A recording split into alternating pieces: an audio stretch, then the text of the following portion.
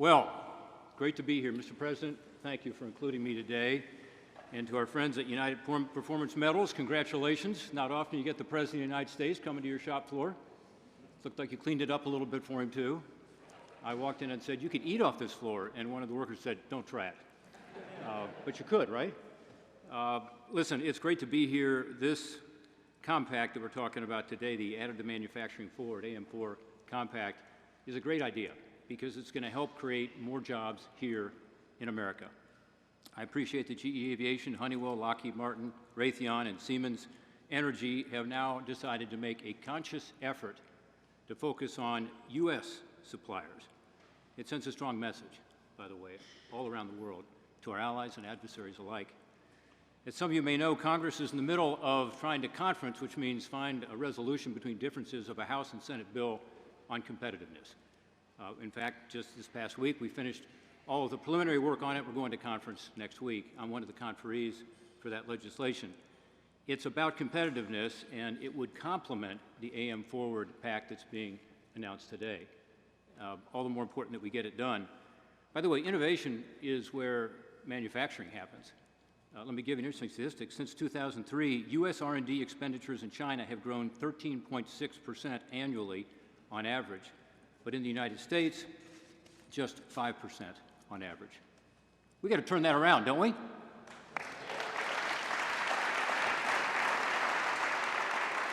If we want America to remain the innovation leader, and we saw some great technology just a little while ago, this additive manufacturing, we got to make sure that we are making things here in America because that's where the research follows. That's where the dollars are that are going to make us competitive. This bill also appropriates $52 billion to incentivize the domestic semiconductor industry through the CHIPS Act. As the President will tell you, this is very important to Ohio. We just have an announcement by Intel to make a $20 billion investment in the Columbus area. But he said it could be about $100 billion if we get this CHIPS Act passed, which is part of this competitiveness legislation. That's really important, not just to Central Ohio, not just to the Buckeye State, but to our entire country. All of these investments in our R&D ecosystem will boost our competitiveness.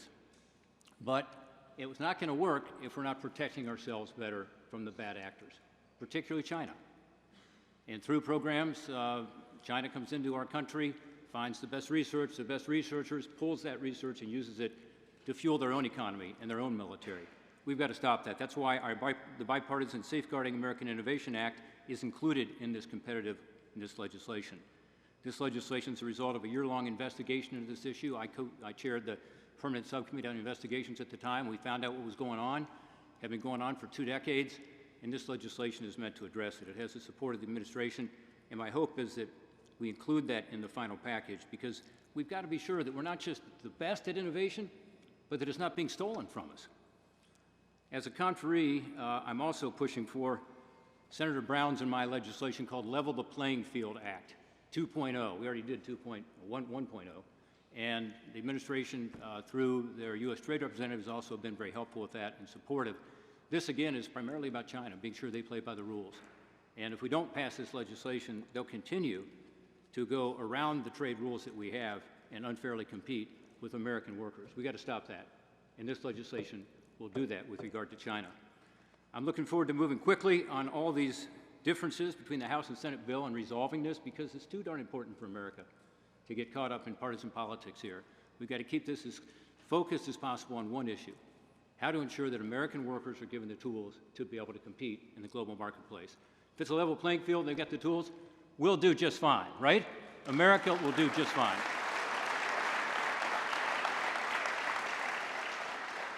So I'm now supposed to introduce my colleague, Sherrod Brown. He's a Democrat, I'm a Republican, and they have me introducing him. I don't know why.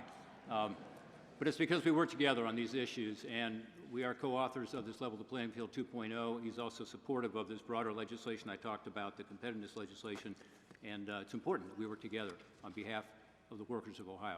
Sherrod Brown.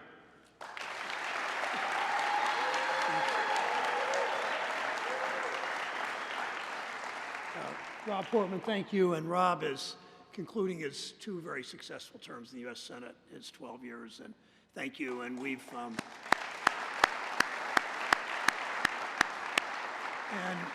going out as he's working so hard on the Ukraine, on Russia, Ukraine, on his, and especially on these economic issues, level playing field, infrastructure, those issues that matter so much to all of us. We know that for generations, Ohio was a global leader in manufacturing and innovation, the lifeblood of our communities. But beginning in the 1970s and the 1980s, essentially we stopped making things in America the way we did. Corporate America wanted cheap labor wherever they could find it.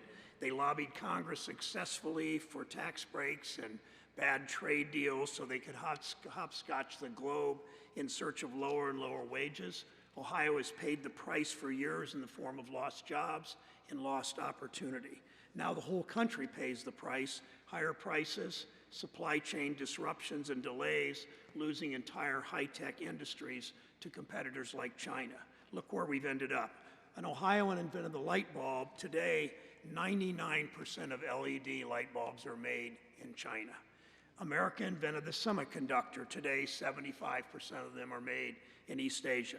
But for the first time in decades, we have a president and an administration that understands the damage this corporate business model has done to our state, to this region, and to the country. President Biden is committed to making more in America. That's why we're all here today. That's why UPM has helped us with this and so many others, my friend Sue Helper and Chris Levin and so many others. It's why the President signed into law our strongest ever Buy America protections that Senator Portman and I worked on to ensure that American tax dollars support American jobs. No Bay Bridges in California made of Chinese steel.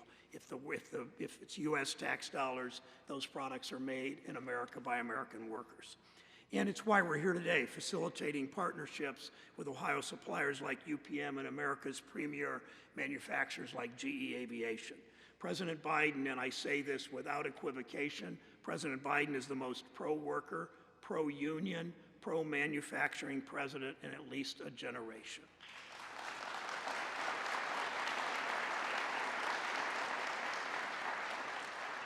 You will never hear him use the term Rust Belt. We're burying the term Rust Belt. We were burying it in Columbus with Intel. We're burying it in Cleveland with the Export-Import Bank. We're burying it in Cincinnati with GE and UPM and Butler Tech and UC. It's what Joe Biden and I have been fighting for our whole career. When you love this country, you fight for the people who make it work. It's what Joe Biden has done his whole life. It's what he's doing as president. Mr. President, welcome to Cincinnati. Thank you.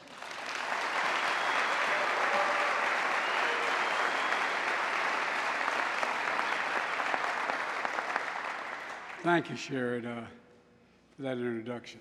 Folks, he's a real champion of really important aspect of work. My dad used to say, a job's about a lot more than a paycheck. It's about your dignity. It's about your place in the community. What these guys do is they care about the dignity of the worker. And I see things are really beginning to change. I really believe it. And Senator Portman, since he's not running again, I can say all the nice things about him that I want. And it won't get him in any trouble because he's leaving. But Rob spoke at the White House when I signed the bipartisan infrastructure law that they both helped put together. And the truth of the matter is we may not agree on everything, although we agree more than he wanted to admit. I want to thank him for his leadership for bringing folks together to find common ground. You know, things have kind of changed since the days when I first got there. He's been there a couple terms. I was there. I got elected when I was 29 years old in the United States Senate from a very modest background, and I was there for 36 years before becoming vice president. We always used to fight like hell, and even back in the old days when we had real segregationists like Eastland and Thurman and all those guys. But at least we end up eating lunch together. Things have changed. We got to bring it back. And Rob, I'm sorry you're leaving because you're one of the good guys. I mean because the way you treat other senators, the way you treat everybody. I appreciate it. And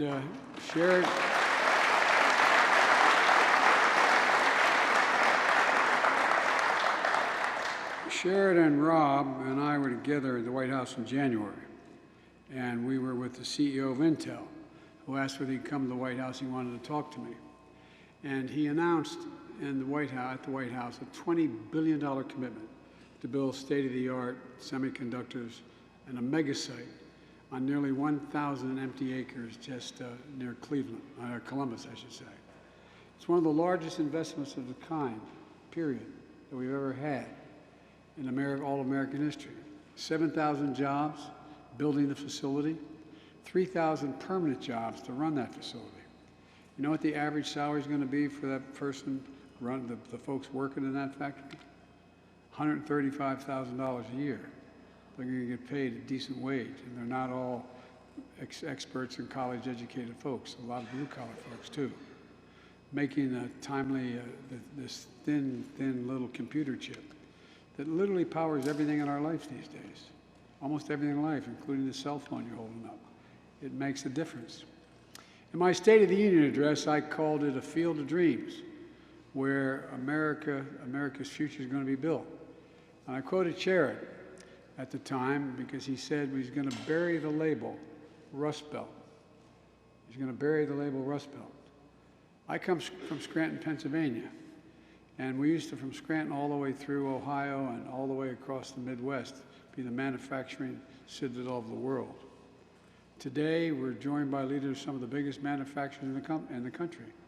GE, Siemens Energy, Honeywell, Raytheon, Lockheed Martin, to announce a new initiative that going to bury that label for good, the Rust Belt.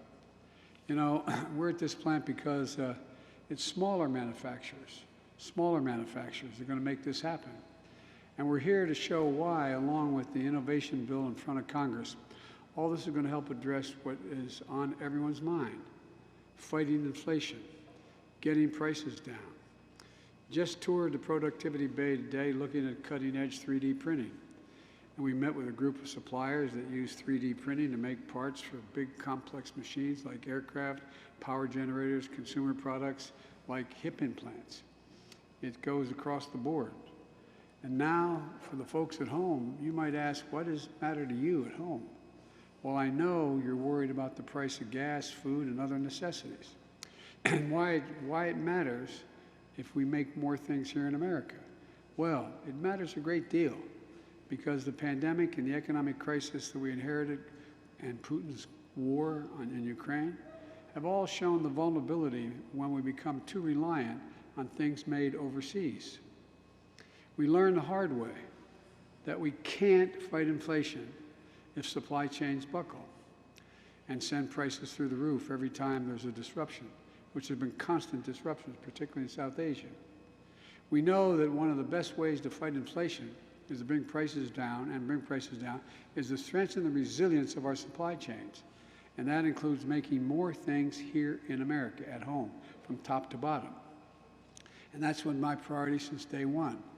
If I can slow here for just a second and point out that, you know, I didn't realize, I'd been a senator for a long time, then a vice president for 8 years. I didn't realize there was an act passed back in 1939. It was called Buy American. I didn't know it existed. It's totally within the bounds of negotiated deals on trade. It says that when the president spends your money appropriated by the Congress, the president should only buy products or let contracts for things that are made in America, whether it's a deck of an aircraft carrier or it's a computer chip. Today's job report shows our plans and priorities have produced the strongest job creation in the modern times of the American economy. Today's report shows we created 428,000 jobs last month. And that means we have now created a total of 8.3 million jobs in my first 15 months in office with the help of the gentleman behind me.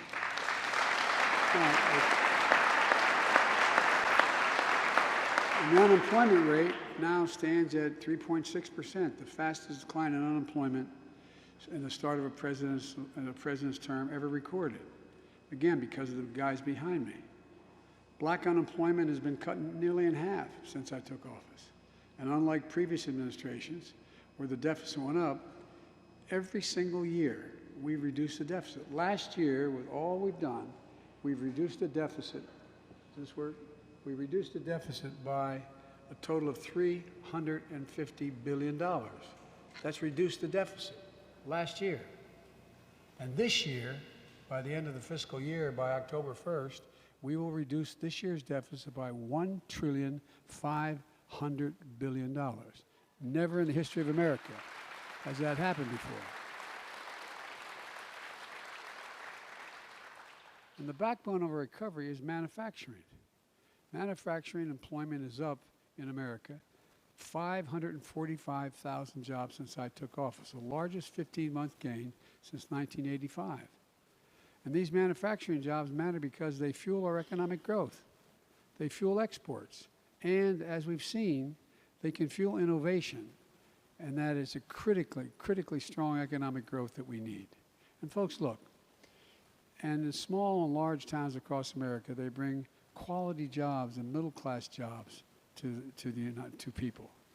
If you again excuse me to digress a second, when I ran, I made it clear, and I'm no bones about it. I was a senator for 36 years, so I'm not new to this. I'm tired of trickle-down economics. I've never seen it really work. But I tell you what, I'm a capitalist. I want to build this economy from the bottom up and the middle out, because when that happens, everybody does well. The poor have a way up, the middle class do fine, and the wealthy do very, very well. Never get hurt when that happens. Just ask small manufacturers here today in Ohio, Illinois, Florida, Connecticut, Virginia. They know what's going on. Folks, here, all of you know, every one of you know, that competitiveness and resilience of American supply chain rest on tens of thousands of small-sized manufacturers like the ones I met here today. That's where the supply chain in America is. And they account for nearly 99% of all manufacturing enterprises and more than 5 million American jobs. And every General Electric, Honeywell, Siemens Energy, Raytheon, Lockheed Martin, there are hundreds, for every one of them, there's hundreds of, if not thousands of smaller suppliers that help these iconic American businesses compete globally. And when they do well, the big businesses do even better. These small firms are the foundation of America's industrial base. And increasing their capacity, which these big businesses are doing as well, is critical to making more things in America, getting products faster and cheaper and reliably and out-competing the rest of the world. That's what it's about. But here's the deal. 3D printing technology is incredible. It can reduce the parts and lead times by as much as 90%. Not always, but as much as 90%. Slash material costs by 90%. And cut energy use in half. That all helps to lower the cost making goods here in America. But not as small and medium-sized firms have access to the resources and financing and support they need to adapt to this technology until today. The executives here today have agreed to launch a new compact between large iconic manufacturers and smaller American suppliers.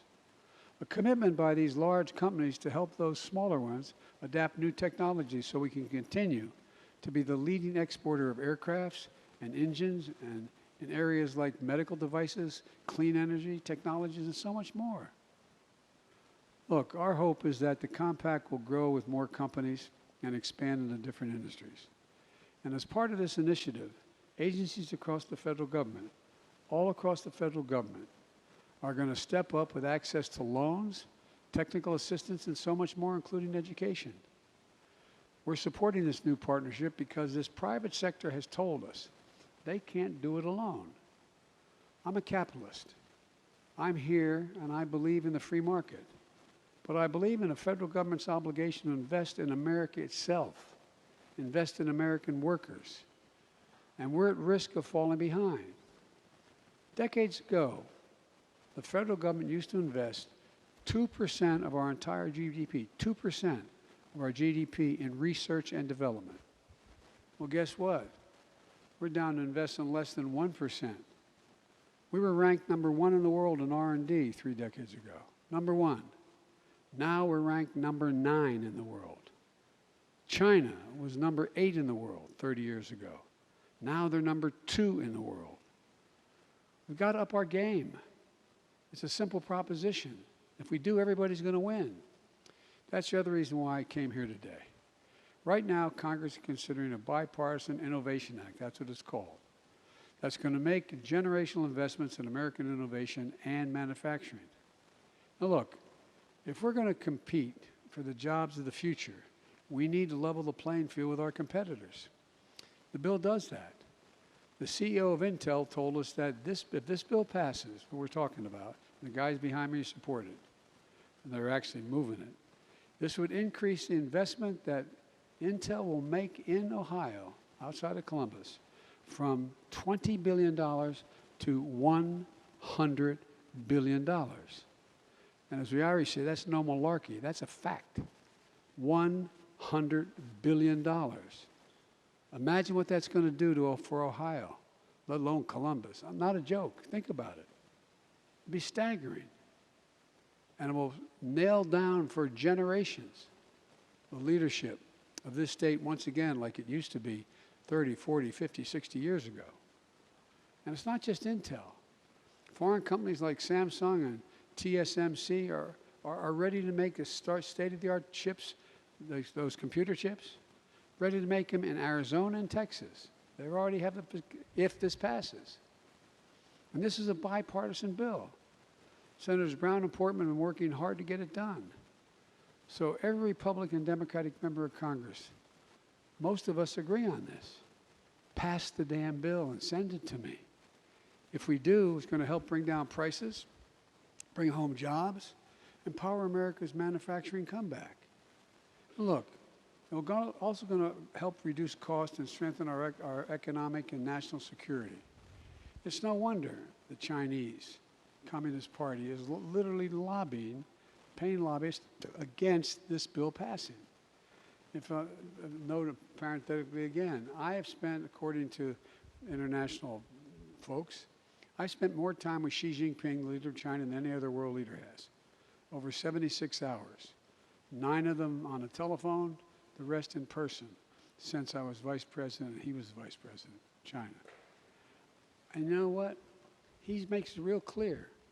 He makes it real clear. He believes, like other autocrats around the world, that democracies can't compete in the 21st century because things are changing so rapidly. Technology is changing things in such a startling way. Countries are changing, literally changing their physical characteristics because of climate change. And he believes, and he says it straight up with me, that there is no way for democracies to compete with autocracies. Why?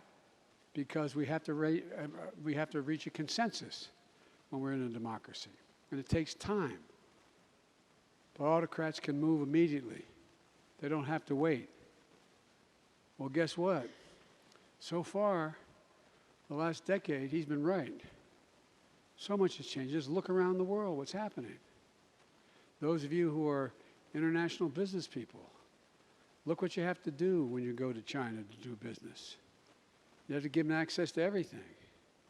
Everything you have, including your trade secrets. Not just China, though. China's not alone, but it is the single greatest competitor we have. And if we don't step up, we're going to be out. We're going to be out. And by the way, I showed up at a meeting called the G7, where the largest economies in the world meet. And guess what? 2 of them said to me that they thought that America's days were over as leader. I sat down at the meeting, the first meeting I attended. I have one on Saturday, but the first meeting I attended in England. And I had all the major G7 nations there, including 2 nations that were not members, including India. And I said, America's back. And the president of one of the major companies looked at me and said, for how long? For how long? Not a joke. You guys know it. I mean, these guys are sophisticated as hell. For how long? Well, guess what? They know we're back now. Not because of me, because of them, and all the attitude has changed in America. You've never seen a time when Europe and NATO was more closely aligned. No breathing room between us. Closer than we have ever been. Because a lot of us, I spent well over 120 hours, either in person or on the phone with my colleagues, my counterparts. every single solitary week and most days of the week, making it clear that for democracies to sustain what used to be the case, we have to step up our game across the board. You know, there's a thing for the Democratic Institute where I was supposed to hold a meeting of all the heads of state of democratic countries. We had to do it virtually from the White House. Well, guess what? In the last 10 years, there's 15 fewer democracies in the world. Fewer. Not more, fewer. So there's a lot at stake. But we're better prepared than anybody else. I know that Senator Brown and Portman are going to work with our colleagues to finish this bill, but it didn't, you know, they did it in infrastructure. They're doing it again on this. Let's get this Bipartisan Innovation Act to my desk. And look, folks, just look at what's within our reach. I've never been more optimistic, and I mean this sincerely. I've never been more optimistic about America than I am today.